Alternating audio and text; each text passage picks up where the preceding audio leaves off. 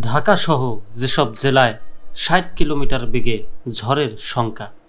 ঢাকা সহ দেশের ৭ অঞ্চলে ঘন্টায় সর্বোচ্চ ৬০ কিলোমিটার বেগে অস্থায়ীভাবে দমকা হাওয়া সহ বজ্রবৃষ্টি হতে পারে বলে জানিয়েছে আবহাওয়া অধিদপ্তর। সোমবার দেশের অভ্যন্তরীণ নদীবন্দরগুলোর জন্য দেওয়া ৬ ঘন্টার পূর্বাভাসে এ তথ্য জানানো হয়।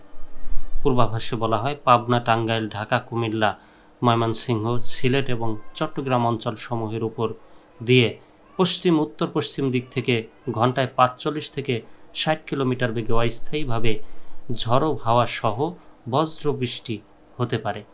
এ সময় এসব এলাকায় ১ নম্বর সতর্ক সংকেত দেখাতে বলা হয়েছে।